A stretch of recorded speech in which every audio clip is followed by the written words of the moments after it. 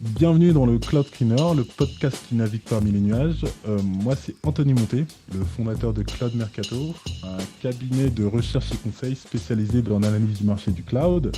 On est aujourd'hui avec Mr. J, Jérôme. Bonjour à toi. Salut à tous. Et on est avec des invités particuliers aujourd'hui. On est tout d'abord avec Lionel. Bonjour Lionel.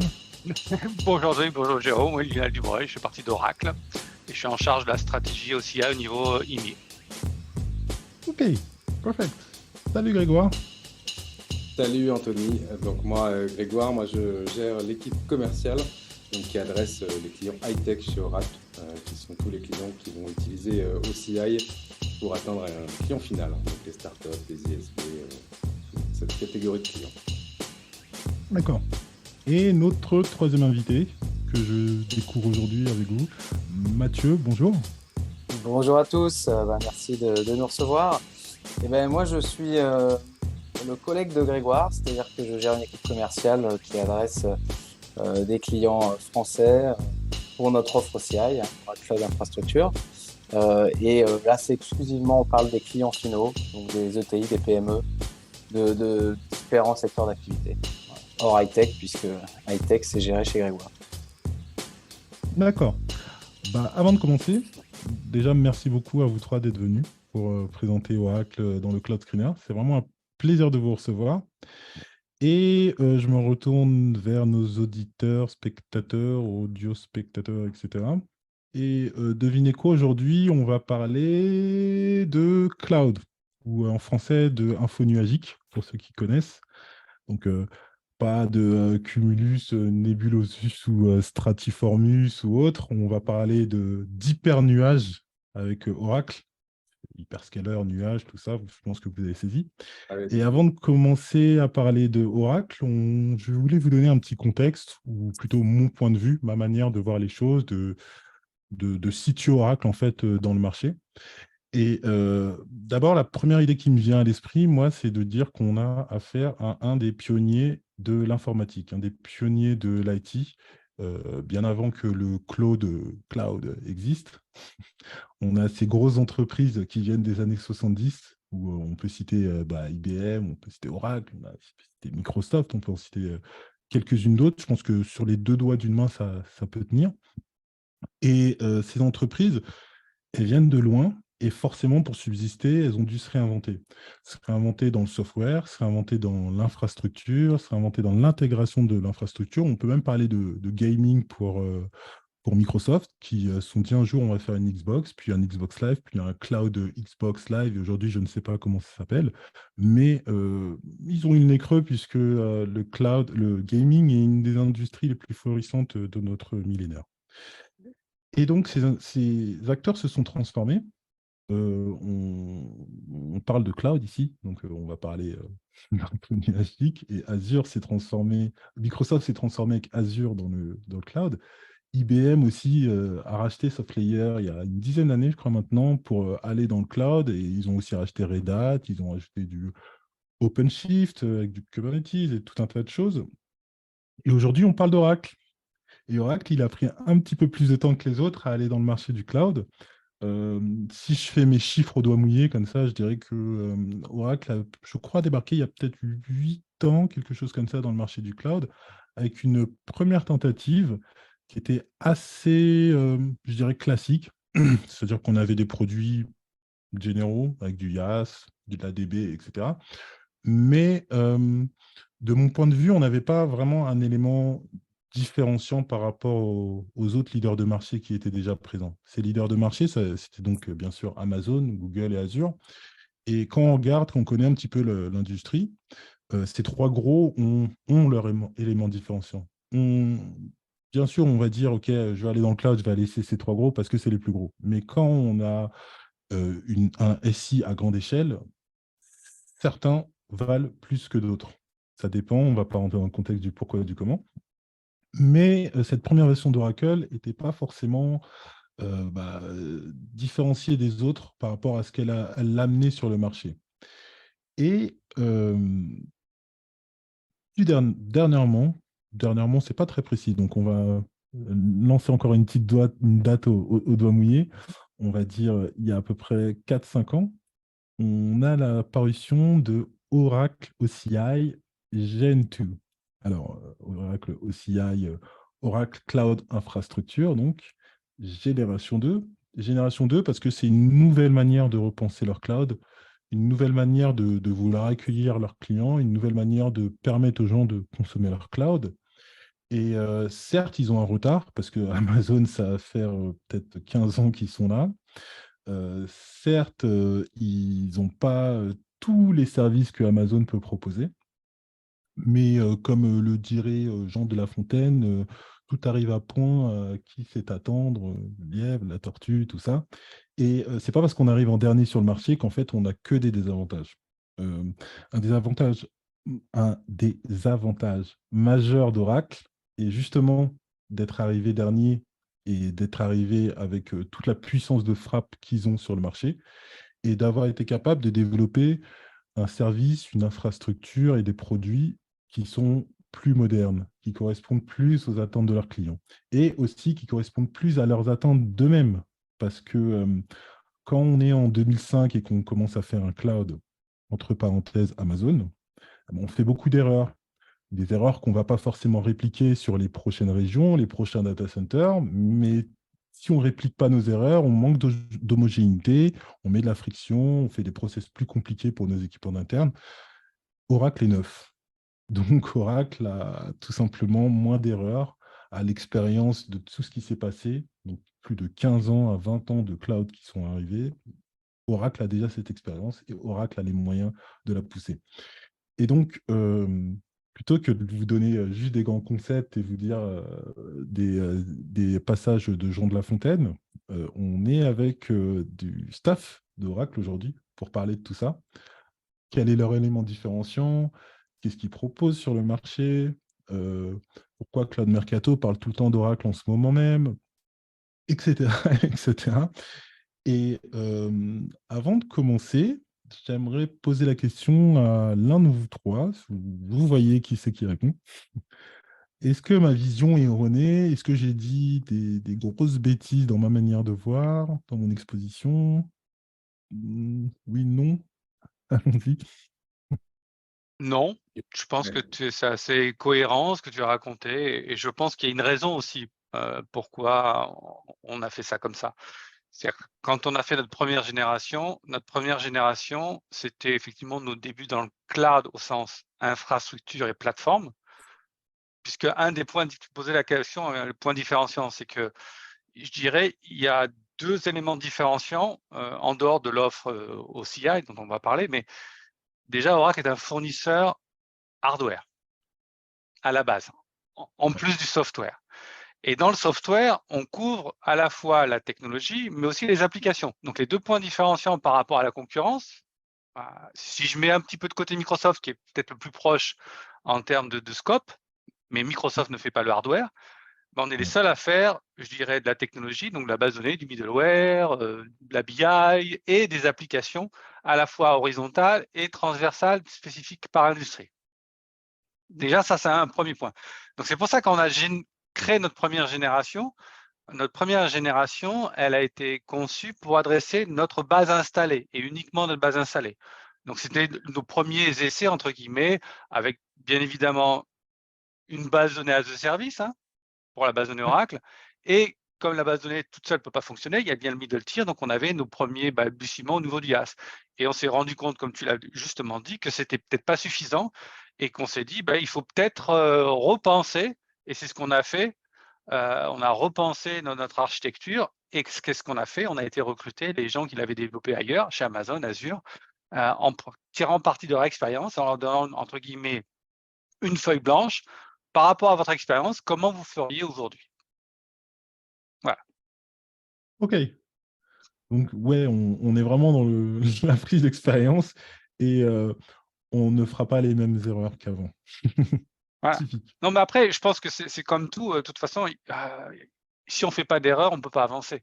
Donc, il faut essayer. Et puis après, si on se plante, on se plante. Donc, on a réalisé assez vite parce que le délai entre la première génération et la deuxième génération était assez courte.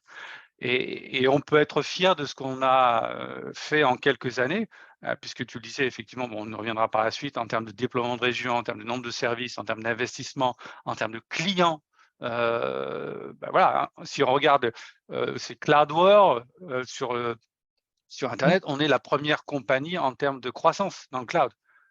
Depuis un certain nombre d'années maintenant. Donc, effectivement, on parlait de plus loin, donc c'est normal que la croissance soit plus forte, mais même, on continue. Donc, c'est quand même, et on a des clients pour en témoigner, et je pense que Mathieu et Greg vont parler de clients existants tout à l'heure. Et ces clients, c'est des nouveaux clients ou c'est les clients originels qui viennent de vos infrastructures on-premise que vous avez avant, ou là, je crois que vous faisiez aussi de la location de machines. Tous ces gens-là, ils migrent progressivement vers le cloud, ou vous trouvez des nouveaux clients dans cette jungle qui est le cloud? Les deux, parce que du point de vue stratégique, on a une forte base installée, hein, comme je l'ai dit tout à l'heure, à la fois côté technologie, avec la base de Neora qui est un leader sur le marché, le serveur d'application Java, WebLogic, qui est pas mal, qui n'est pas le leader, mais qui a une forte empreinte sur le marché. Et on a aussi toutes nos applications qu'il fallait aussi migrer du monde on-prem sur le cloud. Maintenant, ça, c'est la base installée, mais on veut aller aussi sur de nouveaux marchés. Les nouveaux marchés, c'est aller vers tout ce qui est cloud native, hein, donc à base de containers, ce genre de choses, aller vers des nouveaux marchés au sens technologie non Oracle. Donc, notre volonté, c'est d'être capable d'exécuter toute technologie sur notre cloud et aussi à l'intérieur de nos services, d'utiliser au maximum de l'open source que l'on package et qu'on contribue énormément à l'open source. Et dernièrement aussi, on a beaucoup d'investissements et beaucoup de clients qui nous font confiance pour la partie High Performance Computing, HPC ou Big Compute, avec un partenariat stratégique qu'on a signé avec NVIDIA, par exemple. Donc ça, c'est de nouveaux types de clients que l'on n'avait pas avant. Et ces nouveaux types de clients, c'est généralement des petites boîtes, des moyennes boîtes, des très grosses boîtes, des Fortune 500? De tout. Globalement, De tout. il y a de tout, mais c'est vrai que dans les clients qu'on va aller chercher chez nos concurrents, c'est majoritairement notre équipe SMB qui ramène ce type de clients. C'est-à-dire du cloud native qui a déjà commencé chez AWS, qui a commencé chez Azure, qui est dans une mouvance, qui est dans une stratégie de migration. Et le dernier maillon de la chaîne, peut-être sur lequel pour l'instant ils n'osaient pas forcément s'attaquer, c'était la partie Oracle parce que c'était une application qui était critique. Voilà. Donc, et là, ça commence et on commence à faire bouger ces solutions et ces clients-là. Parce que je pense que si on regarde un petit peu la typologie des grands comptes, il y en a deux, si je peux le résumer, il y en a deux types. Les grands comptes qui, par rapport à ce que tu disais, Anthony, tout à l'heure, qui sont gros consommateurs Oracle avec des machines optimisées avec l'Exadata. Donc ça, on a beaucoup de gros clients. Et aujourd'hui, si on veut faire de l'Exadata dans le cloud, le seul endroit, c'est sur OCI. Il n'y a pas d'autre cloud provider qui peut faire tourner de l'Exadata. Et il y a d'autres gros clients qui n'ont pas de technologie Oracle. L'application qu'on utilise aujourd'hui, Zoom, par exemple, a décidé d'aller vers Oracle. Et plus récemment, Uber a décidé de travailler avec nous pour déployer leur application sur Oracle. Tout ça, toujours les mêmes raisons, hein, tu l'as dit aussi, et les études de Cloud Mercato le prouvent, le rapport coût-performance de l'infrastructure. Et dans le cas de Zoom et Uber, il y a zéro technologie Oracle. OK. Donc clairement, là, ce que tu me dis, c'est que si je veux un cloud généraliste, Oracle semble être une bonne solution. Ouais. Si je veux du cloud type plutôt HPC, Oracle est toujours dans la boucle des solutions. Et si je veux faire du cloud native, du functional de service, par exemple, où je rajoute ça avec de l'object storage, etc., bah, vous êtes toujours là. On est toujours là. Après, on ne va pas se mentir non plus. Notre volonté, c'est de ne pas fournir autant de services qu'Amazon, par exemple. Amazon, comme tu l'as justement dit, ils ont énormément de services. Et même comme dans le retail, hein, quand on va sur Amazon, on trouve tout ce qu'on veut. Ce n'est pas notre volonté. Notre volonté, c'est effectivement de couvrir les besoins de nos clients. Et aujourd'hui, on ne veut pas se diversifier. On a effectivement des domaines que l'on ne couvre pas aujourd'hui et qu'on veut couvrir à terme. Tu parlais de gaming tout à l'heure. On a bien identifié que le gaming, c'est important. Donc, on veut avoir à court terme des services de gaming aussi, pour pouvoir héberger les solutions de gaming. OK, OK. Donc vous n'êtes pas fermé aux industries et il y a autre chose auquel vous n'êtes pas fermé, je pense, c'est, le multi-cloud. Si je comprends bien, tu me disais que vous êtes capable de faire tourner, entre guillemets, «n'importe quel, workload» Mmh. et qui plus est, vous avez aussi des clients qui migrent, depuis leur on-premise ou depuis un autre cloud en direction de chez vous. Mmh. Vous avez des solutions pour les aider non seulement à migrer ou, simplement Mmh. pour faire, du multi-cloud ou du cloud hybride ou du Mmh. polycloud tel qu'on peut l'appeler aujourd'hui? Mmh. Vous proposez des choses pour ça ou c'est Alors encore le oui, Far parce que West? ça faisait partie des fondamentaux quand on a développé la deuxième génération. Les D'accord. fondamentaux, si j'arrive à les résumer, le premier, on voulait avoir à la fois, du bare metal et du Mmh. virtualisé. Ce qui nous a permis d'être parmi les premiers à avoir du VMware sur notre plateforme. La deuxième, c'était la sécurité à tout niveau et l'architecture sous-jacente qui était un peu différenciante par rapport aux autres. En particulier, le control plane n'utilise pas les ressources des clients. Il y a vraiment une ségrégation entre le control plane et les ressources utilisées par les clients. Le troisième pan, c'était le multi-cloud. Dès la conception, ce qui est naturel, puisqu'on arrive en retard. Donc ça veut dire quoi? Ça veut dire que les clients, ils ont déjà fait des choix.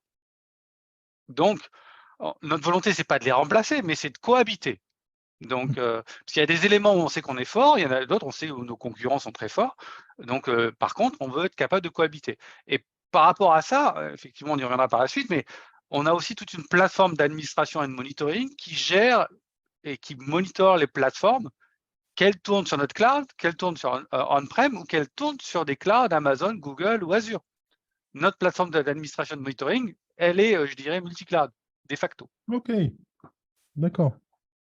Mais c'est vrai qu'on est allé plus loin, parce que c'est vrai que, on a signé un partenariat avec, Microsoft pour développer, une interconnexion, avec nos régions Azure et les régions OCI. On a pareil, on y va étape par étape. La première chose, c'est qu'on a connecté ces 2 régions ensemble et donc c'est le partenariat entre les 2 compagnies. Bien sûr, c'est disponible dans certaines régions où on est présent à la fois Microsoft et Oracle, qu'on a Mmh. validé que la latence était bonne, parce que c'est si on fait Ouais. du tiers sur un cloud et l'autre tiers, donc base de données sur un cloud et le middle tier sur un autre cloud, on va être sûr que la latence, il y a certaines applications qui sont très sensibles à la latence, donc il Ouais. faut être sûr que ça réponde. Et puis, donc on a fait ça, c'est un partenariat global et on a étendu ce partenariat en facilitant la prise en main pour nos clients. Qu'est-ce qu'on entend par là? C'est qu'on a construit une console et on a appelé ce service Oracle Database Service pour Azure, où un client qui a Azure aujourd'hui, s'il veut déployer des services base de données Oracle, Oracle ou MySQL, puisque MySQL est Oracle, aujourd'hui, il peut le faire qu'en IaaS. Il n'a pas de service, en tous les cas pour Oracle Database, il n'y a pas de service database de service sur Azure. Mmh. Et en mettant en place ce service-là, il va pouvoir instancier des services database Oracle à travers une interface qui est très similaire à celle d'Azure, puisque c'est le même look and feel, la même charte graphique. Et donc, les clients Azure sont complètement, je dirais, familiarisés avec cette interface-là. Et quand ils Ouais. vont créer une instance dans cette page-là d'Oracle, ils vont la gérer aussi avec les outils d'Azure. Ils vont créer une base de données Oracle, elle va tourner sur OCI, mais elle sera interconnectée via l'interconnexion qu'on a, mais de manière transparente. Alors que de la première génération, c'était à setuper entre les 2 clouds. Mais le partenariat était en place. OK. Donc je peux vraiment utiliser Azure plus Oracle de manière, transparente comme si, l'un avait une availability zone de l'autre ou Ouais. inversement, quoi. J'ai mon Exactement. Et compute, ce qui est intéressant, c'est qu'on a des clients en France qui ont déjà implémenté ça. Donc, je parlais d'un grand compte et après je laisserai Mathieu ou Greg en parler du SMB. Mais on a Pierre et Vacances en France qui ont déployé ce genre d'architecture et on revient à la discussion précédente, c'est qu'ils utilisaient Exadata on-prem. Donc, ouais. par contre, ils aiment bien Azure aussi. Donc, du coup, ils ont décidé de déployer ce service Oracle Database Service for Azure en utilisant la partie database sur OCI et le middle tier sur Azure. Mais ça, c'est un grand compte, mais on a d'autres cas et je laisserai parler Oui, tout à Greg fait. ou Merci Mathieu. Lionel. Effectivement, on a des cas aujourd'hui déjà déployés en France, donc notamment aussi du fait que on a on a aussi étendu notre couverture avec les déploiements de data center Oracle, hein, qui se font un peu partout dans le monde, en Europe et en France. Donc aujourd'hui, par exemple, mon équipe travaille avec un client qui est un retailer du Nord, hein, tout simplement, un retailer français du Nord, bien connu, et qui tout simplement a déjà, comme l'a dit Lionel, fait un choix Azure il y a quelques années pour de multiples workloads, des applications déjà déployées dans Azure, donc qui forcément est intéressé par continuer à travailler sur Azure et qui a des compétences internes sur Azure. Mais un applicatif HR bien précis tournant sur base Oracle, comme l'a dit Lionel, ce qu'il faut savoir, c'est que si on veut faire un lift and shift de cette application dans le cloud, s'ils font un lift and shift full Azure, ils n'auront pas de base de données as a service. Ils ne pourront avoir que des bases de données Oracle sur du IaaS. Sans compter qu'il y a aussi un impact de licence, puisque porter des licences Oracle sur Azure, généralement, il y a surcoût et rachat de licences. Donc tout ça, évidemment, pas très intéressant. Et donc, le partenariat entre OCI et Azure répondait à point nommé à leurs enjeux, puisqu'aujourd'hui, on a déployé le serveur d'application sur Azure et le serveur de base de données sur OCI avec l'interconnexion dont on a parlé entre les deux data centers. Donc aujourd'hui, c'est totalement transparent pour le client. Et aujourd'hui, ils bénéficient du meilleur des deux mondes avec leur déploiement sur Azure, avec un écosystème Azure déjà existant et les bases Oracle en PaaS, en Database Cloud Service sur OCI. Oui, on a aussi un gros ISV du sud de la France qui était présent et qui est multi-stack, donc qui a des stacks Microsoft, qui a des stacks Oracle et qui se sert de l'interconnexion entre les deux data centers pour simplifier complètement son flot de production, son flot de développement. Et aujourd'hui, ils en sont très contents. Et techniquement, comment est-ce que vous faites en fait pour vraiment avoir une latence qui est quasi nulle entre Oracle et Azure? Moi, comment j'imagine la chose, c'est que si on prend Francfort, par exemple, je sais que Francfort, il y a un IPBX, donc un Internet relais, plus pas mal de core data centers, donc des grosses sociétés comme Equinix, etc., qui sont tous concentrés à un endroit, qui permettent plus ou moins de pouvoir communiquer entre les deux rapidement. Mais même si on peut communiquer, déjà de un, il y aura les frais de communication entre les deux. Et de deux, il n'est pas dit que même s'ils sont proches, ce sera rapide. Peut-être qu'ils vont prioriser d'autres flux, peut-être que ceci, peut-être que cela. Enfin, c'est Internet, donc les choses ne sont pas forcément ultra fiables. Et ce que j'imagine, c'est que vous avez un contrat clair avec un câble en or qui doit passer du data center de chez Oracle jusqu'à celui de chez Azure. Mais ça, c'est ce que j'imagine. Peut-être que ma réalité n'est pas Non, la vraie. non, tu as bien résumé la situation. Il y a ce qu'on fait aujourd'hui et ce qu'on a prévu de faire dans le futur. Aujourd'hui, quand on parle de multi-cloud, il y a deux choses. Un, quel est le contrat qu'on a avec Azure et qu'est-ce qu'on peut faire avec les autres? Amazon, Google, IBM, et j'en passe et des meilleurs. Donc avec Azure, effectivement, comme Azure, Oracle n'est pas propriétaire de ses data centers. Donc on a des colocateurs, donc des partenaires, tu as cité Equinix, Interxion, on peut en citer d'autres. Donc c'est pour ça qu'on n'a pas, je dirais aussi, mis en œuvre ce mécanisme dans toutes nos régions. Ça dépend de d'être sûr qu'on a à la fois Oracle et Microsoft, les data centers ou les régions au même endroit, et deux, le même colocateur pour pouvoir mettre en place cette connexion dédiée. Mais ce que tu dis est tout à fait vrai, c'est que non seulement, effectivement, il y a une ligne dédiée entre ces deux endroits dans le même data center, parce que c'est ça ce que ça veut dire, avec effectivement des lignes dédiées, faible latence et haute bande passante, mais aussi c'est gratuit, c'est-à-dire qu'on ne paye pas la connexion. Alors que si on fait appel à des solutions tierces, je sais pas, voilà, Intercloud, Megaport, enfin toute typologie, même Connect. Equinix, voilà, Equinix, ils ont leur propre offre. On peut mettre en place du multi-cloud aujourd'hui en s'appuyant sur ces solutions-là. Et là, c'est tout cloud. Mais là, c'est vraiment une connexion dédiée et un partenariat stratégique entre les deux clouds. Ça, c'est ce qu'on a fait avec Azure. L'objectif, c'est d'aller plus loin et on va en sortir cet été. De la même façon qu'on avait fait de manière très similaire Oracle Database Service for Azure, on va faire la même chose avec Google, là, pour commencer, et Amazon dans un deuxième temps. Ce qu'on va faire de manière différente, c'est que là, ce n'est pas un partenariat. C'est-à-dire que nous, on va s'appuyer sur les API de ces cloud providers pour pouvoir se connecter à travers leur cloud, et on va construire de la même manière qu'on a construit pour Azure une page de gestion des bases de données Oracle. Pour qu'un utilisateur Azure ne soit pas perturbé, un utilisateur Google ou un utilisateur Amazon va retrouver la même philosophie pour créer des instances bases de données, simplement elles sont créées dans Oracle. Là où on va faire un exercice complémentaire, c'est qu'on va justement pas uniquement mettre à disposition ça dans les régions où les deux providers sont disponibles. Typiquement, on a déjà commencé à tester sur les régions où Oracle et Amazon étaient présentes. Il y a certains endroits où la latence n'est pas bonne. Donc, on ne va pas le mettre en place. Donc, on fait ces tests de latence pour être sûr que c'est ce qu'on attend, et on mettra en place ces services-là.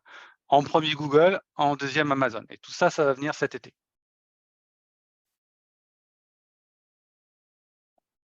On ne t'entend plus. Excusez-moi, j'allais dire, appelez-moi si vous faites des tests de latence, moi j'en fais pas mal. Entre Amazon, entre Azure, etc. J'ai plein de data et je peux en collecter plein d'autres. Donc n'hésitez pas, si vous avez ce Pas de besoin-là, souci. je suis présent. Et donc, le machin que j'ai discuté la semaine dernière avec Nicolas, bonjour, Nicolas Martinez de l'Europe, et on était d'accord comme quoi, il y a une dizaine d'années, les Américains étaient un peu critiques du multi-cloud, ils disaient que non, c'est pas possible, peut-être que philosophiquement, on a tout envie de redonder, on a envie d'avoir différents providers, on a envie d'être le plus résilient possible, mais que techniquement, c'était beaucoup trop compliqué et que aussi, ça nous ramenait des grosses factures à la fin du mois, tout simplement. Et en fait, vous, avec ce que vous m'expliquez là, déjà, la facture à la fin du mois, non. Je la réduis parce que j'ai déjà plus le trafic. Ensuite, il n'y a plus ce rachat de licence. Je suis toujours en train de gérer ma base de données Oracle avec mon partenaire Oracle que j'ai depuis 10 ans. Donc, en fait, le multi-cloud, Oracle l'a embrassé et ce n'est pas du tout un problème chez vous de voir un client qui va stocker la majeure partie de son SI à un endroit et une autre partie de son SI à un autre endroit. Tant que votre client en fait, trouve votre bonheur et qu'il utilise une base de données Oracle, accessoirement, ça va. Oui, Ça mais reste je dans pense votre qu'effectivement, stratégie. la notion du multi-cloud a évolué. Ouais. Si on regarde la définition du multi-cloud il y a quelques années, c'était surtout poussé par certains intégrateurs qui disaient « je vais vous mettre un portail qui dit « je veux créer un service » et derrière, il va le déployer dans n'importe quel cloud ». Ça n'existe plus vraiment, quoi, ce genre de choses. Je suis d'accord. La philosophie multi-cloud, c'est on va utiliser les clouds pour ce en quoi ils sont meilleurs que les autres. Typiquement, on parle de la base de données Oracle, on est convaincu que la base de données Oracle tourne mieux chez Oracle que chez les autres. Et on a des services à valeur ajoutée que les autres ne peuvent pas fournir. Maintenant, si vous voulez utiliser un service, je ne sais pas moi, haute base de données, effectivement, du Redis, du autre chose, on peut l'utiliser n'importe où, quoi. Ouais, Voilà. oui, tout à fait. Et ce plus de performance de la base de données Oracle, enfin, moi, je ne suis pas DBA, je ne suis pas administrateur de DB, mais depuis toujours, j'ai ma petite vision de loin de l'ADB Oracle, qui est en fait, entre guillemets, la DB ultime parmi les Avengers SQL Server, Oracle Database et DBI de chez IBM. Et quand tu me dis qu'elle tourne mieux chez Oracle, ma première question, ce serait pourquoi? Je pense que la réponse, elle est simple, c'est que vous avez une expertise en hardware depuis toujours. Et un petit peu comme Apple, vous faites une synergie entre votre expertise hardware et software. Mais déjà, à la fin, déjà, il y a ça. Pourquoi est-ce que vous arrivez mieux à faire tourner votre DB que les autres? C'est ma première question. Ouais. Alors, la première chose, c'est même si on met de côté le cloud, on avait déjà fait l'optimisation hardware-software avec les machines Exadata, les machines convergées, comme on les appelait à l'époque. Donc ça, c'est un premier point. Le deuxième point, c'est qu'aujourd'hui, si tu veux faire tourner de la base de données Oracle, il n'y a que 2 clouds autorisés pour faire tourner de la technologie Oracle et inclure la base de données, c'est Amazon et Azure. Azure, comme l'a dit tout à l'heure Mathieu, Azure ne peut faire tourner de l'Oracle qu'en mode IaaS. Ils n'ont pas de service PaaS managé pour la technologie Oracle. Amazon a une partie qu'ils peuvent faire en service managé, qui est RDS pour Oracle, mais il y a des limitations. Typiquement, le Real Application Cluster, RAC, pour la haute disponibilité, ils ne peuvent pas le faire. Il y a tout un tas d'options de la base de données qu'ils ne peuvent pas faire tourner. Donc, tout ça, il y a des limites. Et ils peuvent faire tourner que basé sur, effectivement, la technologie de la base de données Oracle d'aujourd'hui, sans tenir compte des évolutions que l'on a mis en œuvre dans notre cloud, comme la base de données autonome, avec l'intelligence artificielle, le machine learning, qui permet d'optimiser, je dirais, l'utilisation de la base de données. Quand, par exemple, dans Autonomous, quand on déploie une base de données Oracle pour optimiser les performances, on va regarder, par exemple, les index et optimiser par rapport aux transactions, créer tel index pour telle transaction, donc pour être sûr qu'on ait des bons temps de réponse. Et ça, on peut toujours le faire même sur Azure en mode standard, entre guillemets, comme si on était on-prem. Autonomous, le DBA, il ne s'en préoccupe pas. C'est la base de données autonome qui le fait toute seule. Donc, du coup, il a beaucoup de temps qui est dédié à autre chose qu'à optimiser, je dirais, les performances, et ça peut prendre beaucoup, beaucoup de temps. Oui, tout à fait. Bah, en fait, tu t'en viens à ma deuxième question, qui était celle de... j'avais commencé par dire, voilà, hardware plus software, bah, vous êtes très bon, ça, il n'y a pas de doute là-dessus. Mais finalement, vu qu'on est dans le cloud, en fait, vous nous faites disparaître le gentil administrateur de système, ici, l'administrateur de DBA, qui disparaît. Et tu me dis, il aura le temps de faire d'autres choses. Et typiquement, il ne disparaît pas, hein. Clairement, il fait autre chose et il a le temps de se concentrer sur des choses qui sont moins rébarbatives que se réveiller tous les matins et regarder si un index tourne à 95% percentile mieux ou moins bien. Clairement, on est là-dessus. Et c'est ce que vos clients viennent chercher quand ils vont vers Oracle nouvellement, puisque j'imagine que vous avez forcément des nouveaux clients qui se disent là, notre DB, il faut qu'on utilise du Oracle. Tiens, voici une nouvelle DB autonome avec une IA qui est capable d'améliorer notre usage au fil du temps sans même qu'on ait à y toucher. C'est ce que certains de vos clients viennent chercher? Alors, il y a un peu de tout. Il y a les clients qui, effectivement, utilisent la base de données depuis très longtemps et qui ont soit je dirais des plateformes, entre guillemets, Intel, ou même Unix, d'autres processeurs. Là, ils ont besoin de migrer ces bases de données dans le cloud. Donc là, ils font un choix, ils regardent coût, performance, etc. Et puis, il y a ceux qui sont intéressés par l'innovation ou qui sont sur Exadata. Donc, si on veut rester sur Exadata, la seule option, c'est effectivement d'aller sur OCI parce que c'est le seul cloud qui le supporte.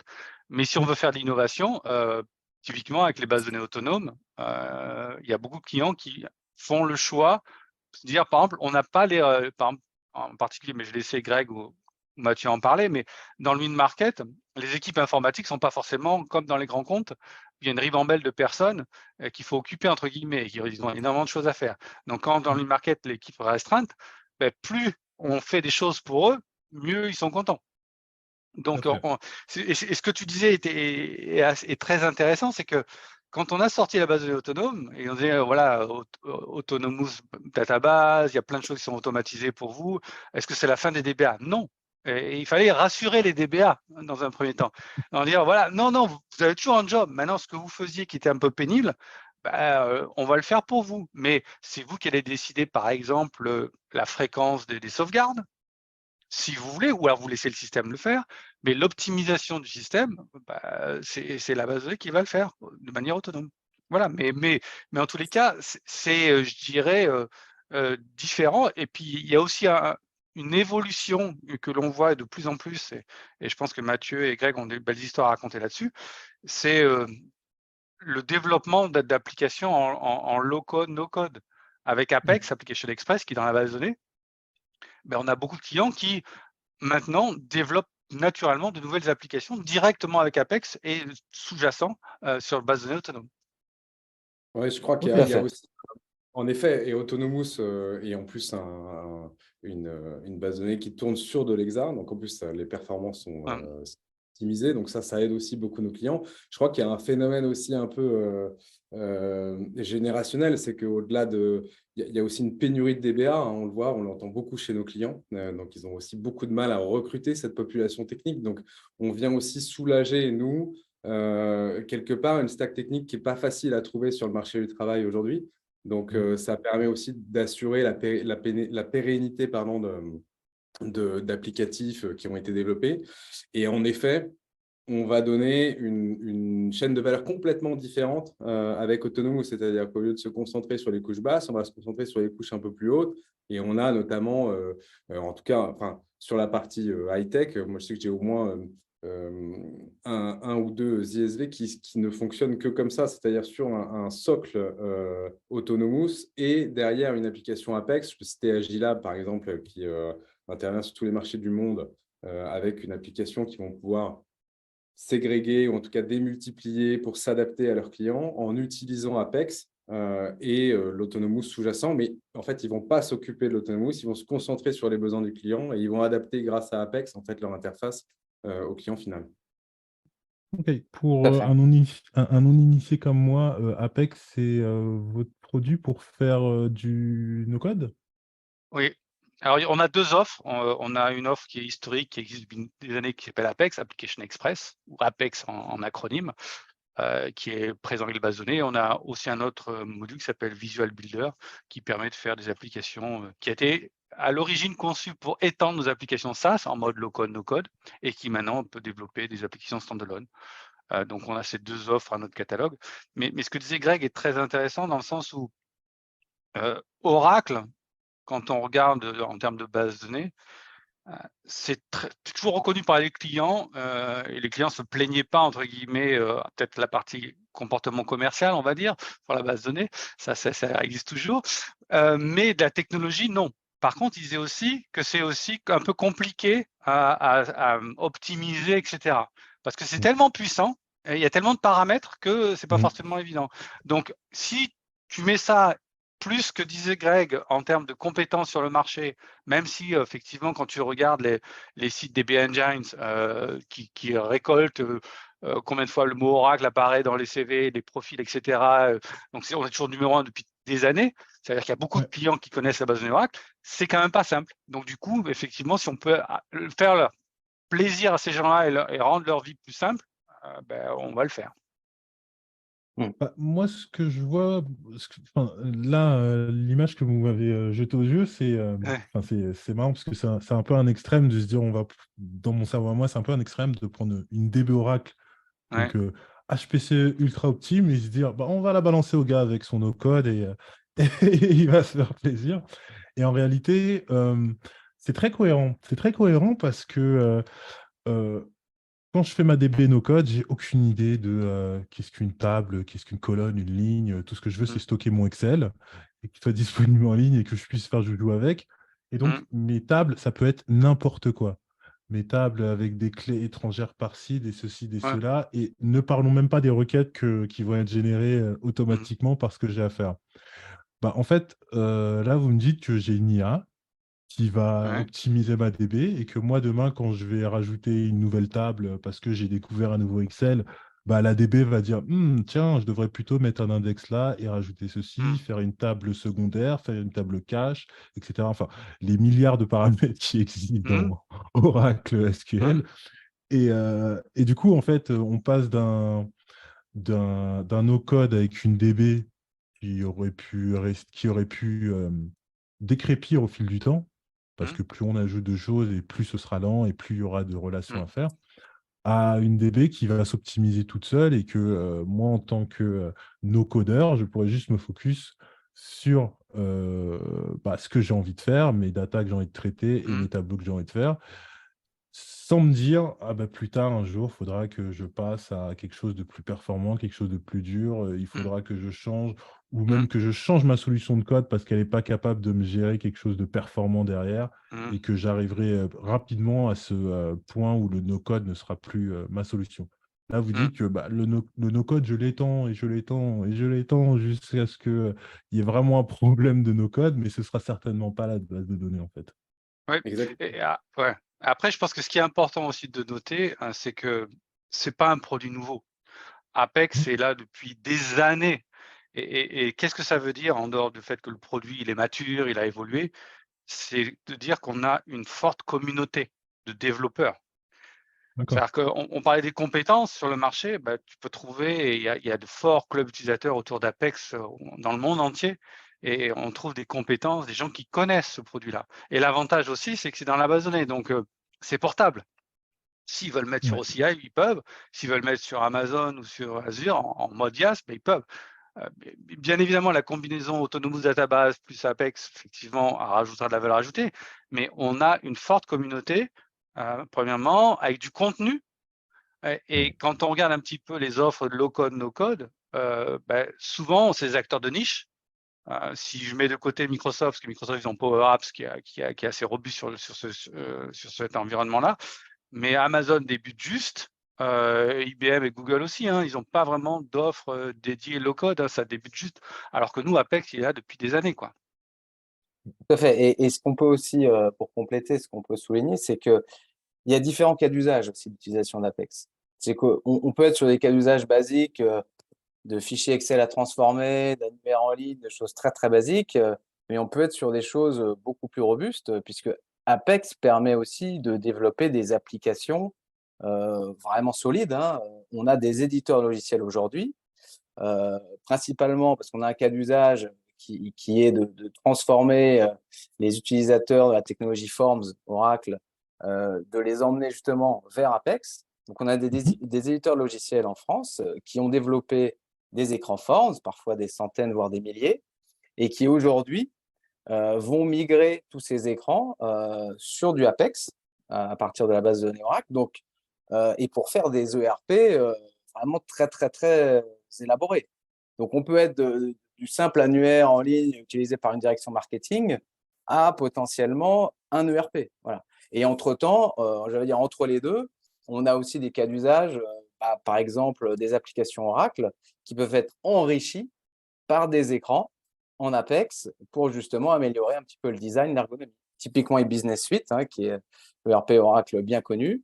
Un vrai cas d'usage, c'est d'enrichir e-Business Suite, qui peut avoir parfois on va dire, des écrans d'accueil un peu vieillissants, avec de l'Apex. Voilà. Donc, on a des cas d'usage vraiment variés et du simple besoin à parfois du développement très lourd. Pour boucler la boucle de ce que dit Mathieu, c'est vrai qu'on a des éditeurs de logiciels qui utilisent Apex et je disais tout à l'heure, ça leur permet, le fait d'avoir de l'autonomous qui tourne dessus, ça leur permet de vraiment consacrer du temps à valeur ajoutée. On en a un certain nombre et notamment récemment, parce que j'ai eu l'exemple d'un éditeur logiciel qui travaille pour l'industrie pharmaceutique et qui développe un logiciel en fait, d'analyse, on va dire, de résultats biologiques, et ben, il revient avec un cas d'usage complètement différent, c'est-à-dire un client qui est client sur sa solution et qui lui dit « Mais attends, est-ce qu'on ne pourrait pas analyser, par exemple, la péremption de nourriture avec une intelligence artificielle en utilisant la base de ta solution ?» C'est-à-dire qu'ils reviennent eux-mêmes avec des cas d'usage supplémentaires et on voit que du coup, la technologie n'est plus du tout une barrière avec Apex à la création de nouveaux use cases, même pour nos ISV. D'accord, très bien.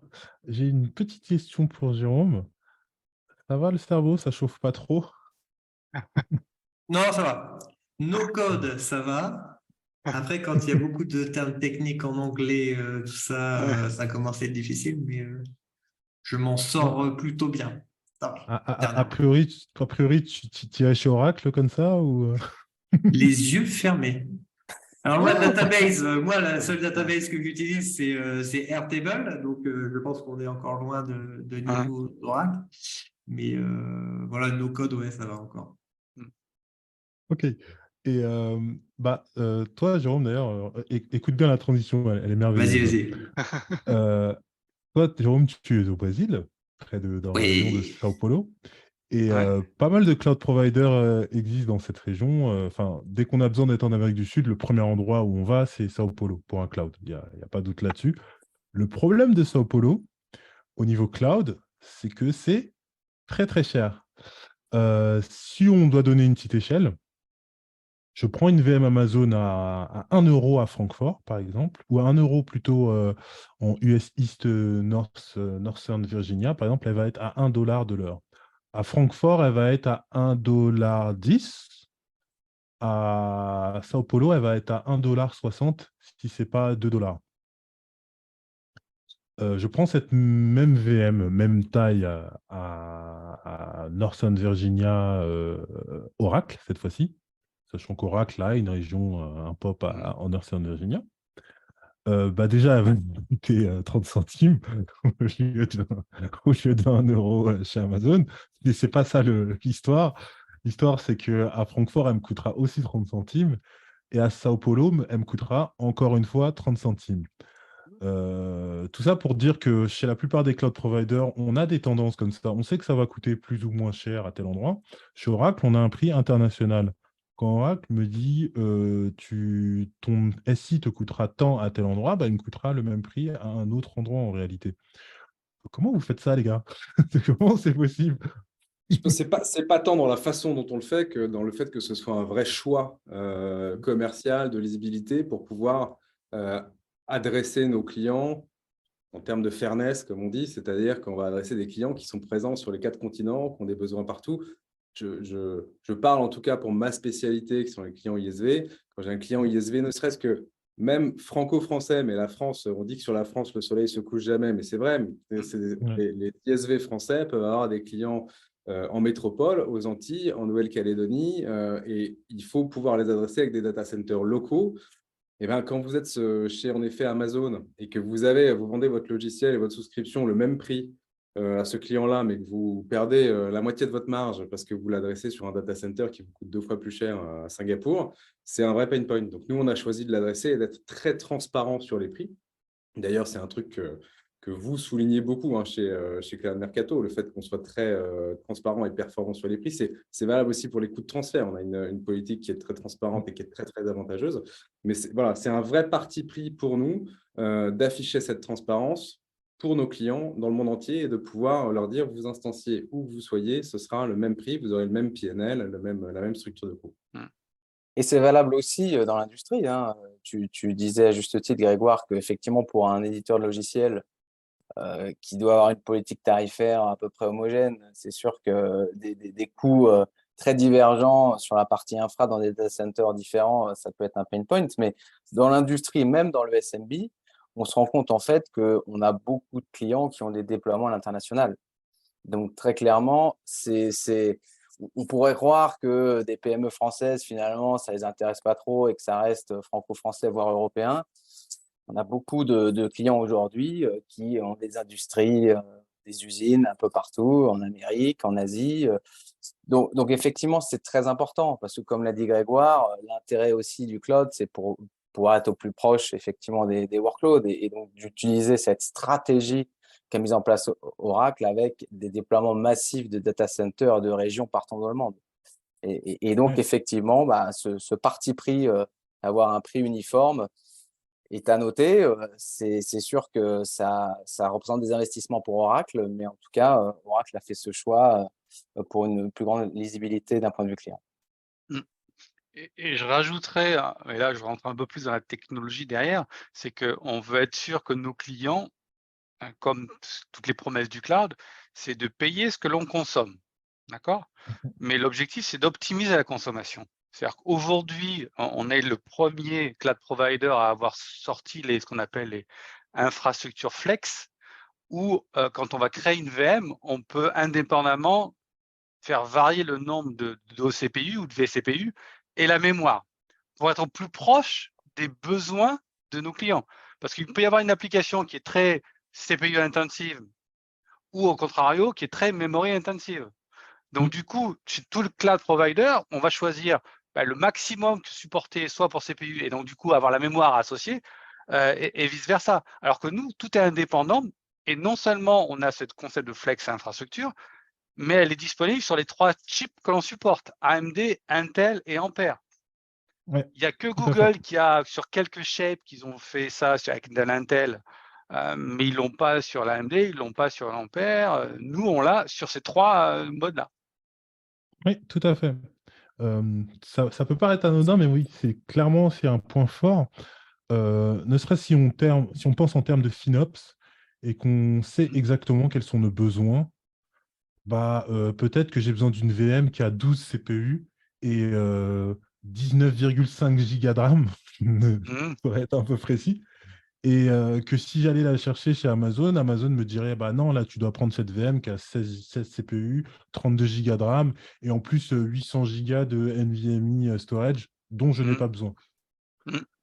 Là, je prends exactement ce dont j'ai besoin. Si je dois scaler 2 fois mon application horizontalement, je prends 2 fois mon instance et ça scalera parfaitement, etc., Mhm. etc. Donc, d'un point de vue FinOps, ouais, pour moi, c'est un très gros point que vous donnez là, de ne pas se fermer les utilisateurs à des produits fixes qu'ils seront obligés de prendre.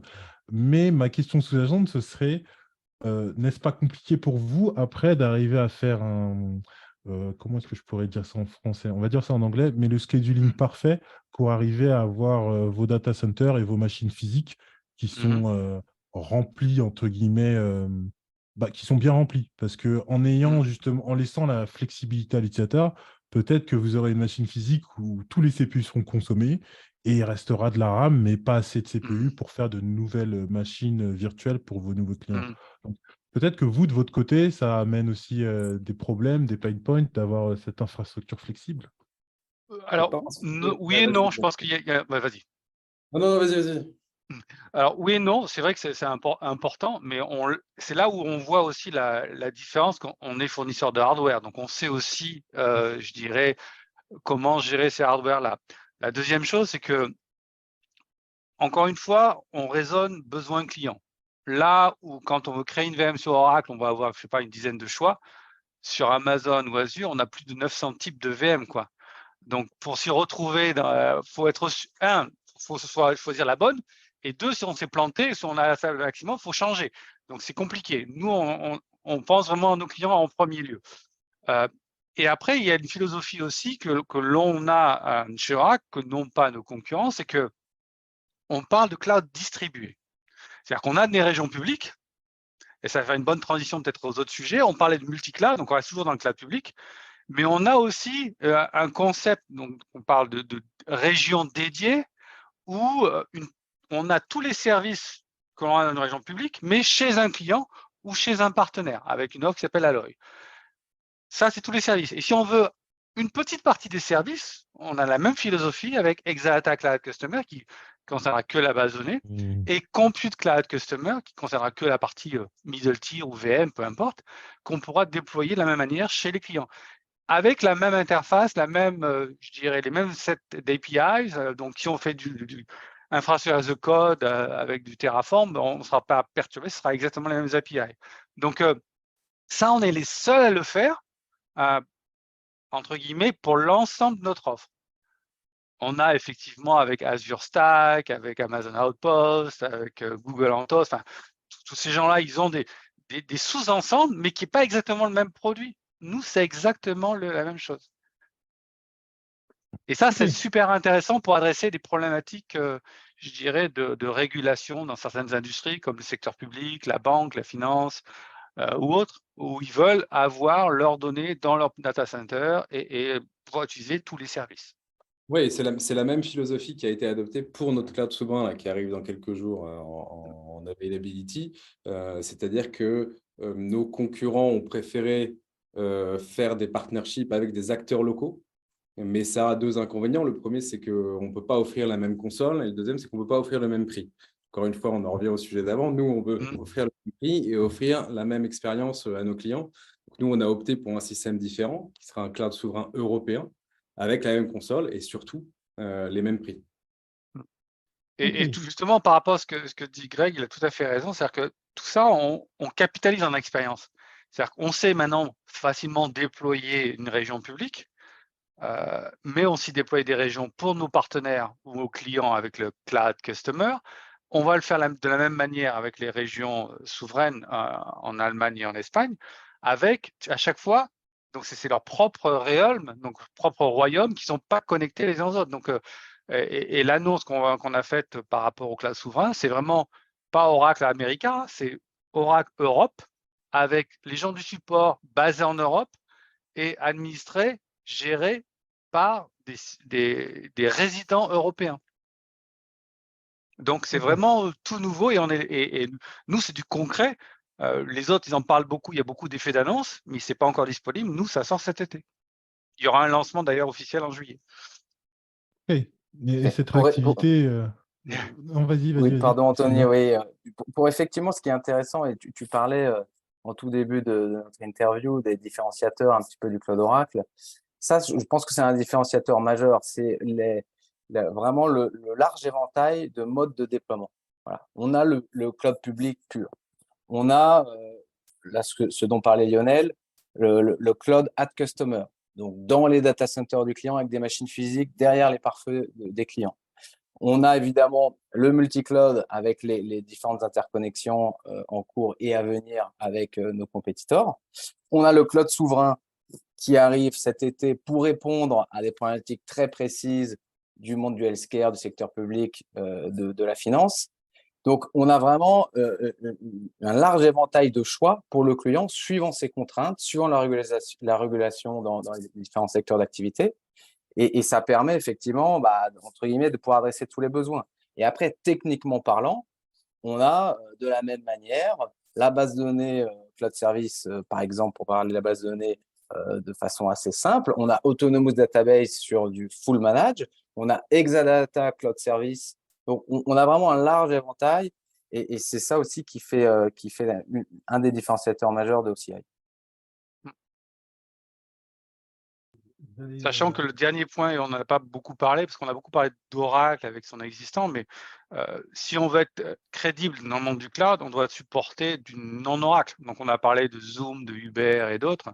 Et notre volonté, c'est d'étendre les services database à d'autres choses que de l'Oracle. Donc, il y a déjà MySQL, qui est un produit Oracle, mais qui est beaucoup open source et beaucoup utilisé, je dirais, par nos clients.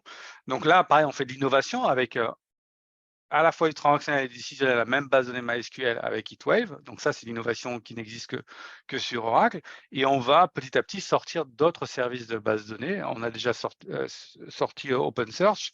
On va sortir bientôt du Postgre. Donc on continue à étoffer l'offre pour être capable d'adresser, en termes de base de données, en tout cas toute typologie de base de données. On a, comme pour Amazon, du MongoDB API qui est disponible autour d'Autonomous. Donc, ça veut dire que quelqu'un qui a développé avec les API de MongoDB, ça tournera de manière native sur notre offre Autonomous. Et sur la partie middle tier, on investit énormément sur la partie container avec du Kubernetes, bien évidemment, mais aussi des instances containerisées, mais sans Kubernetes.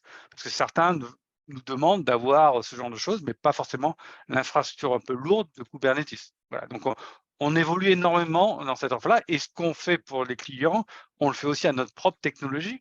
Tout à l'heure, je parlais de WebLogic. Et WebLogic, un serveur d'application Java, peut être déployé en mode traditionnel, on va dire, mais peut être déployé aussi en mode container avec Kubernetes de manière complètement automatisée.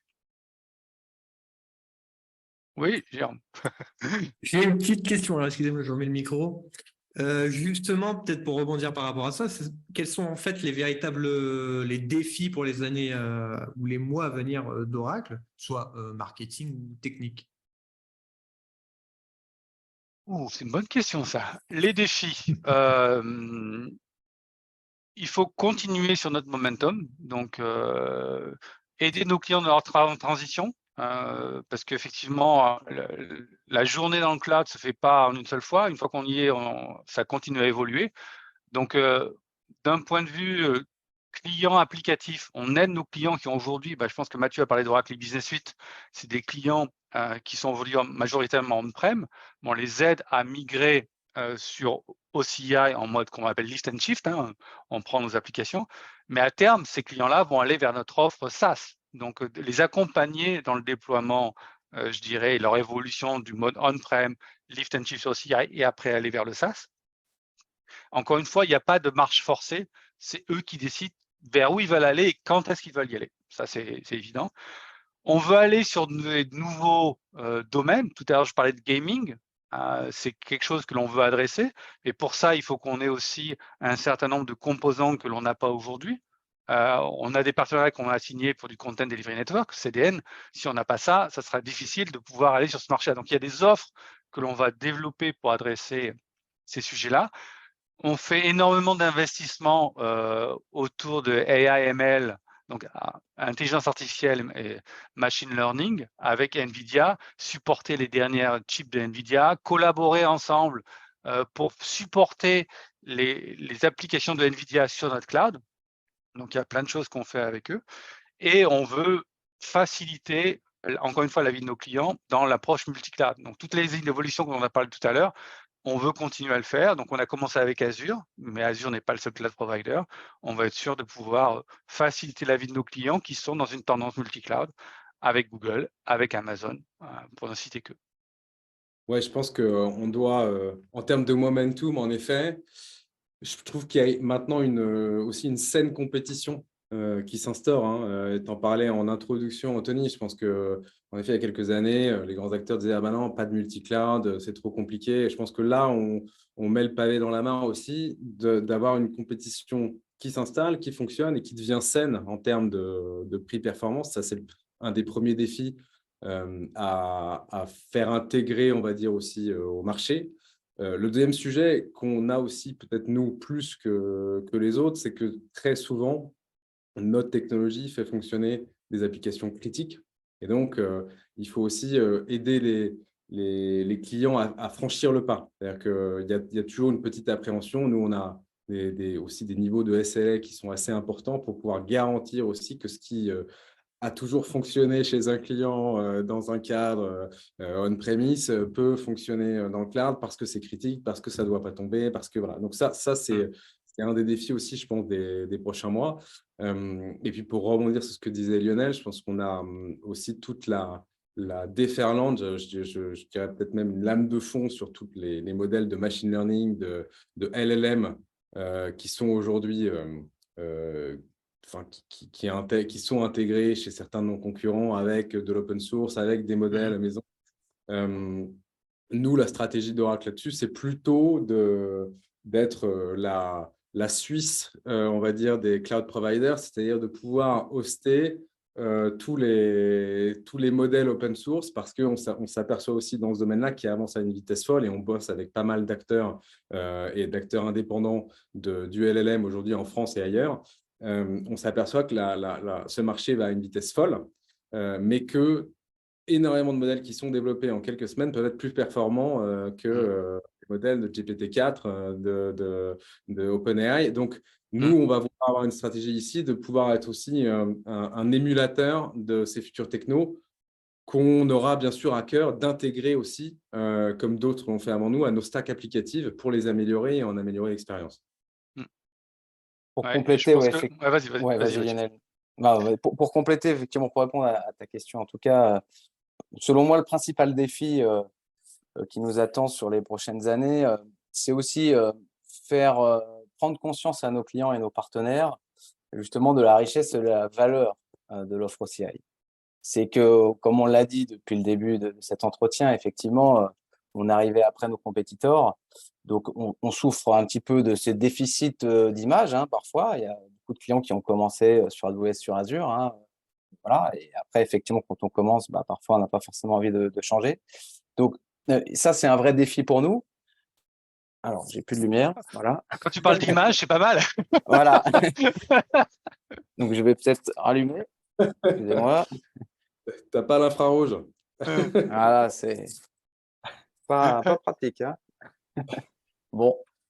Donc, voilà. Donc, tout ça. Vas-y, continue, c'est pas grave, puisque de toute manière, la plupart du temps, ce sera en audio. Il n'y a pas de souci. D'accord. Bon, voilà. Tout ça pour dire effectivement qu'aujourd'hui, on a des clients qui viennent nous voir, ou en tout cas qui nous écoutent quand il y a un vrai legacy Oracle, très clairement, parce que, évidemment, quand on parle de Move to Cloud aujourd'hui, il y a des techno Oracle, et comme l'a dit Grégoire, sur des environnements très critiques, le plus souvent. Bon, on commence quand même à avoir maintenant des clients et des partenaires qui nous sollicitent, mais ce n'est pas encore systématique, et certains font des choix qu'on juge à notre niveau parfois un peu étranges, mais ce sont des choses qui arrivent. Mais il y a aussi tout le reste. Il y a aussi tous les clients qui n'ont pas forcément de legacy Oracle, ou en tout cas qui ont ce qu'on appelle une empreinte Oracle faible. Ces clients-là, il faut qu'on fasse un gros travail justement pour les faire venir sur OCI. On l'a dit, je pense, assez largement aujourd'hui, l'offre OCI est très vaste et on peut adresser des workloads où il n'y a pas du tout d'Oracle. On a parlé d'HPC par exemple. Nous, on a des success stories magnifiques sur le HPC aujourd'hui. Ce sont des clients qui n'ont absolument aucune empreinte Oracle, voilà, et qui aujourd'hui font tourner sur des barres métal, sur du GPU, des simulations. On a, pour ne pas le citer, une superbe start-up toulousaine qui est en train de créer l'avion hélicoptère du futur. Et voilà, on entraîne des modèles, des simulations sur notre HPC, sur OCI. On a des exemples comme ça qui sont vraiment très, très, très, très beaux et qui offrent beaucoup de valeur. Mais voilà, on ne va pas se le cacher, OCI n'était pas forcément le premier choix dans leur réflexion. Et donc, c'est aussi un autre travail, nous, les équipes commerciales, les équipes techniques, les équipes marketing, pour voilà, faire reconnaître en tout cas l'offre de valeur OCI. Voilà. Oui, c'est ce que je voulais rajouter par rapport à ce que disait Mathieu. C'était le premier et le plus gros challenge qu'on a depuis le début, c'est l'image. L'image, pourquoi? Parce que les gens qui connaissaient Oracle, ils avaient en tête Oracle 1, c'est cher. 2, comportement commercial limite. 3, complexe à mettre en œuvre. Avec le cloud, 1, c'est le moins cher du marché et c'est le meilleur coût-performance et le prix est le même, comme l'a dit Anthony, quelle que soit la région. 2, au niveau commercial, on sait ce qu'on s'attend parce qu'on a le concept de cloud credit qui est vraiment facile à comprendre et qui est très simple. En plus, on va aider nos clients historiques à baisser leur coût de support puisqu'on a un programme pour ça. Donc, tout ça pour les aider je dirais, à baisser leurs factures. Et 3, on veut vraiment aller vers du non-Oracle. Ce que vient de dire Mathieu est assez parlant. Je pense que l'image aussi qu'on avait, c'est de dire, ouais, le cloud Oracle, c'est que pour des workloads Oracle. Oui, on tendra mieux des workloads Oracle sur Oracle, mais pas que. Il y a plein de choses et je pense qu'il y a eu un avant et un après Zoom. Zoom a fait vraiment prendre conscience aux gens qu'on peut faire tourner du non-Oracle sur OCI et à écouter, je dirais, ce que disait Zoom à l'époque. De la même manière, on va sur YouTube, vous trouvez les témoignages des gens Uber, pourquoi ils ont choisi OCI. Enfin, ils ont fait des comparaisons de coûts un peu à la Cloud Mercato et ils ont tiré les mêmes conclusions et ils ont fait le choix d'Oracle et ils ont fait un choix aussi de Google. Donc, ils n'ont pas fait que de l'Oracle. C'est ça et on est vraiment dans la tendance du marché.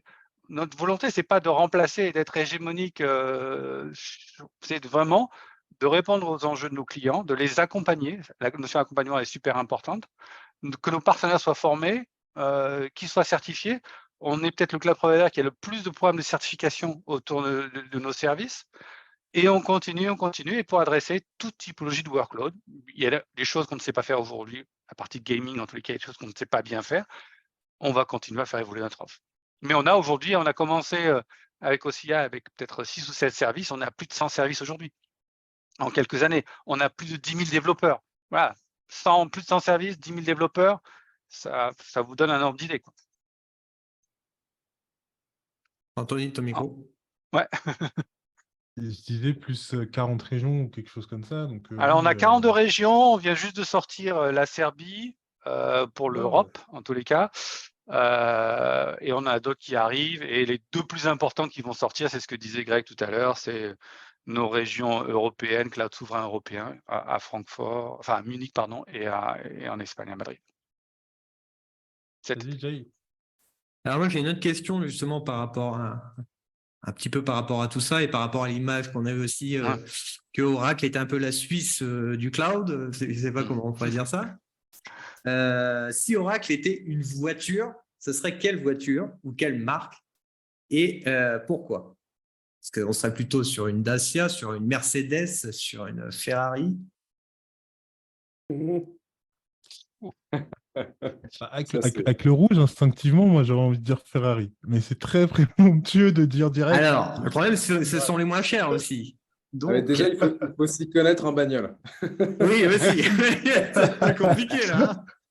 Non, on serait à mon avis un constructeur multimarque qui adresse à la fois, je dirais, les clients, je dirais à but et budget, jusqu'à une équipe de Formule 1. Puisqu'on est partenaire, c'est la bonne transition avec, avec notre partenariat avec Red Bull, puisque Red Bull, ils font ça, d'ailleurs, oui, effectivement, derrière Greg, l'image Red Bull.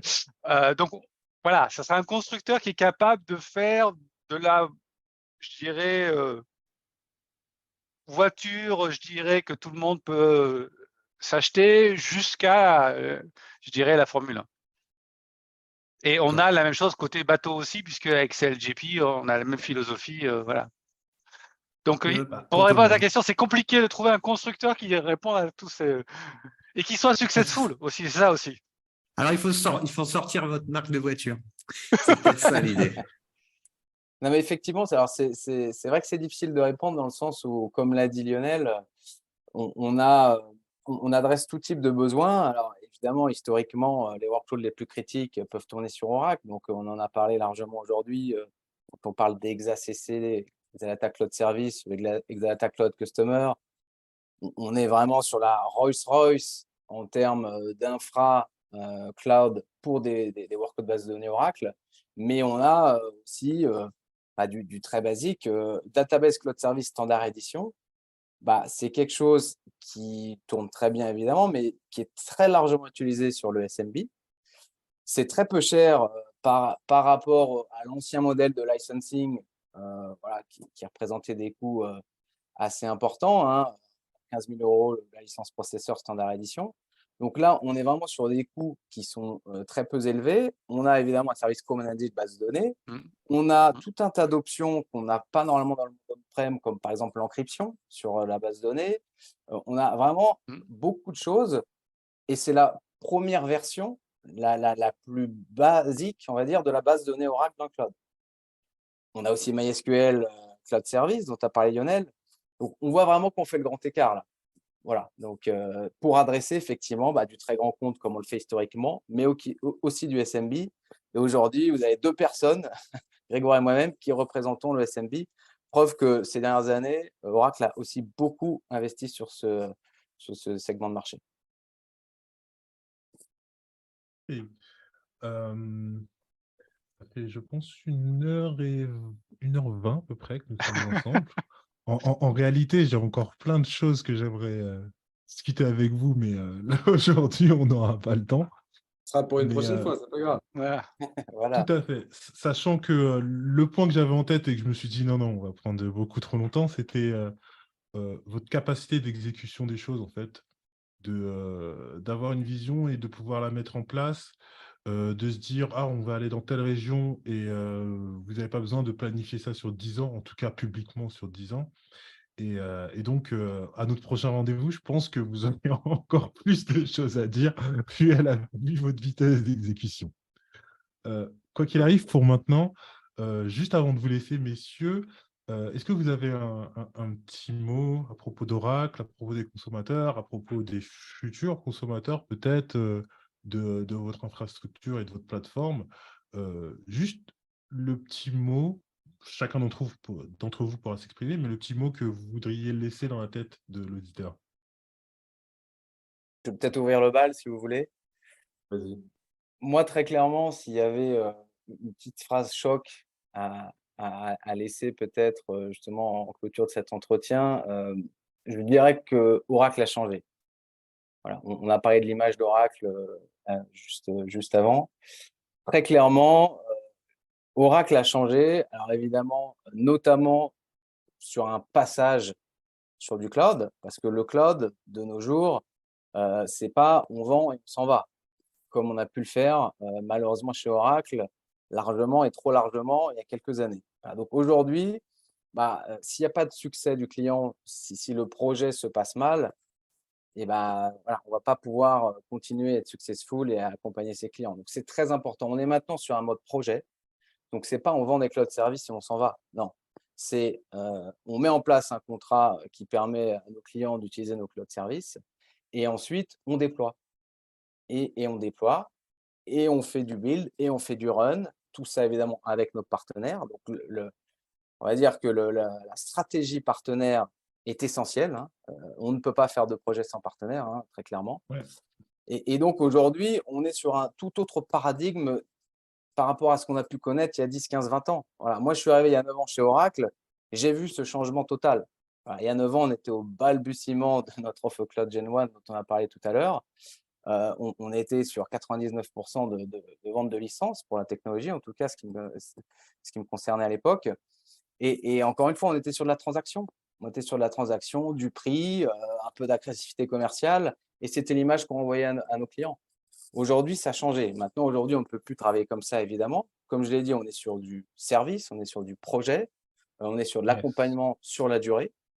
Et puis, on est aussi, on vient de le dire avec l'analogie par rapport à la marque de voiture, on est aussi sur maintenant une offre qui est accessible à tous.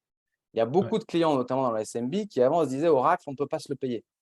Bah, aujourd'hui, ce n'est pas le cas. Aujourd'hui, tout le monde peut se payer de l'Oracle, en tout cas dans OCI. Et on est sur des coûts de IaaS qui sont très, très, très, très faibles, de stockage, base de données dont on a parlé. Et on est aussi sur du paiement à l'usage. Donc forcément, des usages non réguliers, on peut allumer, éteindre, enfin les avantages du cloud, je ne vais pas, je vais pas expliquer tout ça ici. Voilà, donc très clairement, on a changé et on a beaucoup de clients aujourd'hui. En tout cas, les clients avec qui on travaille maintenant depuis quelques années sur OCI, on a créé une proximité vraiment forte, ce qu'on n'avait pas du tout par le passé il y a 10 ans. Voilà. Et c'est pareil avec nos partenaires, ce sera mon mot de la fin. On vient de clôturer la semaine dernière un Partner Summit où on a accueilli ici dans nos locaux de Malaga 10 partenaires français, donc des partenaires, des intégrateurs qui nous accompagnent pour la mise en place des projets sur OCI chez nos clients respectifs. Et ben, les partenaires étaient ravis parce que eux, au-delà effectivement du travail qu'on a pu réaliser, des opportunités business qu'on a ensemble, ils se disent bah, moi, ça me fait plaisir de venir, ça me fait plaisir de travailler avec vous. Il y a un dynamisme, il n'y a pas l'image d'Oracle que j'ai connue il y a 10 ans. Voilà. Donc clairement, Oracle a changé et il faut maintenant que nos clients fassent un reset des peut-être mauvaises pratiques qu'il y a pu y avoir il y a 10, 15, 20 ans. Voilà. Et pour rebondir sur ce que dit Mathieu, je pense que moi, si je devais ajouter une autre punchline, ce serait l'essayer, c'est l'adopter.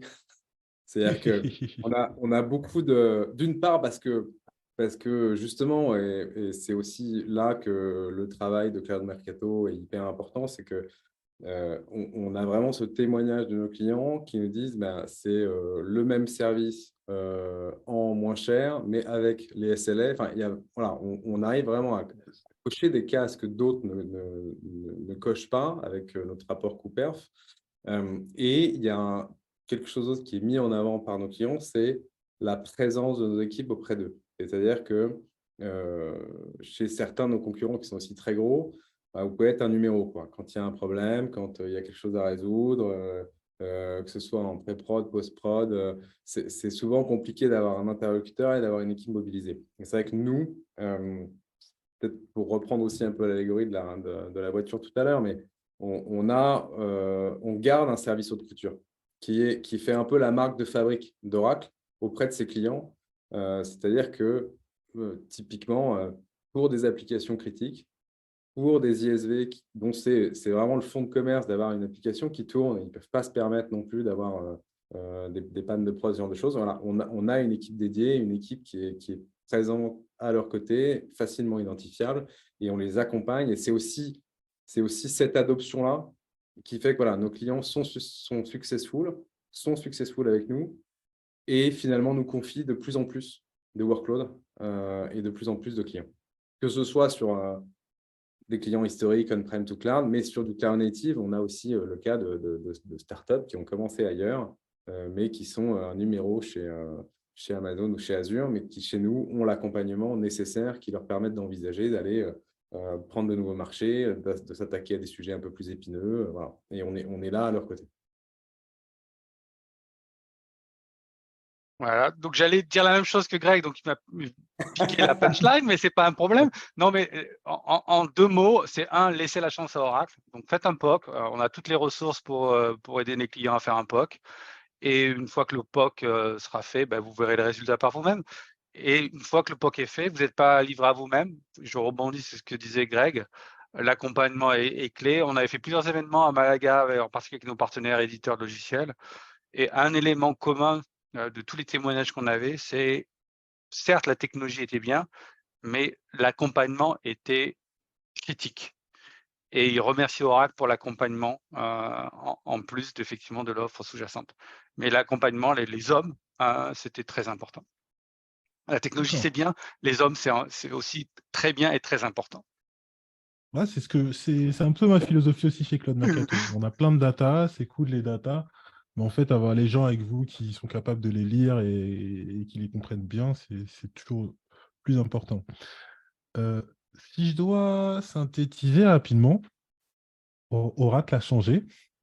L'essayer, c'est l'adopter. Et venez, faites un POC.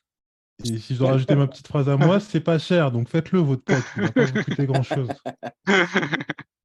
C'est une bonne synthèse. Pour 1h30, c'est une bonne synthèse. Exactement. Donc, voilà pour le mot de la fin. Je vous remercie, messieurs, d'être venus. Ça m'a fait vraiment plaisir de discuter avec chacun d'entre vous, Lionel, Grégoire et Mathieu. C'est pas le dernier mot parce que j'ai encore plein de choses à voir avec vous. Donc, je pense que je vais vous réinviter dans pas si longtemps que ça. C'est que la troisième fois, Anthony. Oui, c'est clair, c'est déjà la troisième fois. On peut en avoir 4, 5, 6 ou 10 de toute manière. Il n'y a pas de Ce sera souci toujours avec là-dessus. plaisir. Exactement. Et du coup, messieurs, je vous souhaite une bonne après-midi. Et aussi à tous nos auditeurs, je leur souhaite une bonne matinée, une bonne après-midi ou une bonne soirée, puisqu'on ne sait jamais avec les auditeurs. Merci de ton Et, accueil. de rien, il n'y a aucun problème. Et à toi aussi, Jérôme. Une bonne après-midi à toi. Enfin, bonne Ouais, matinée, merci. puisque- Bonne journée, parce qu'au Brésil, il fait quel temps là-bas? Il fait beau? Il n'y a pas un seul nuage, on est très bien. Voilà. Merci pour votre accueil en tout Fais-nous cas. rêver. Voilà, et pour cet échange très intéressant tous ensemble. Et avec plaisir pour une deuxième session ou plus. Voilà. Cool. Mot de la fin. Bonne journée à vous tous. Bonne journée. Ciao. Bye. Bonne journée. Bonne journée.